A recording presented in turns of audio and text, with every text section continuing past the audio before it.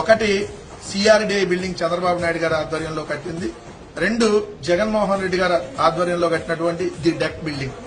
CRDI building అమరావతిలో 3,07,326 చదరపు అడుగుల విస్తీర్ణంలో 257 కోట్లు ఏదైతే దోపిడీ చేస్తూ కట్టినటువంటి బిల్డింగ్.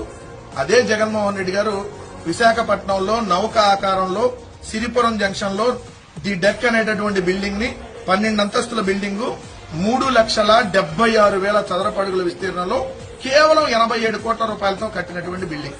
ఇక్కడ సిఆర్డీఏ బిల్డింగ్ లో ఏం చేస్తారంటే అమరావతిలో ఇంకెన్ని భూములు లాక్కోవాలి, 3 పంటలు పండేటటువంటి పచ్చని భూములను ఏ విధంగా లాక్కోవాలి, అసైన్ ల్యాండ్లను ఏ విధంగా లాక్కోవాలి, అమరావతి పేరుతో ఇంకెక్కడెక్కడ అప్పులు తీసుకుని వచ్చి తన మనుషులకి కిలోమీటర్ రోడ్డు వేయడానికి 64 కోట్లు 100 కోట్లు ఇలా ఎలా దోపిడీ చేయాలి అనే దానికి సంబంధించి చర్చలు జరుగుతూ ఉంటాయి అక్కడ.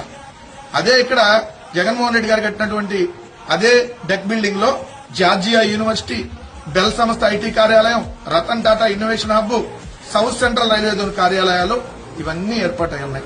ఇక్కడ జగన్మోహన్ రెడ్డి గారు 3,76,000 చదరపు అడుగుల్లో 87 కోట్లతో కడితే అంతకంటే తక్కువ చదరపు అడుగుల విస్తీర్ణంలో చంద్రబాబు నాయుడు గారు 254 కోట్లు ఖర్చు పెట్టారు. అంటే ఇంకొక అదనంగా ఇంకో 2 డెక్ బిల్డింగ్లు వస్తాయి. సిఆర్డీఏ బిల్డింగ్ కట్టినటువంటి బిల్డింగ్ తో 3 డెక్ బిల్డింగ్లు వస్తాయి. జగన్మోహన్ రెడ్డి గారి ముందు చూపు విధానికి, చంద్రబాబు నాయుడు గారి దోపిడీ దుపారాకి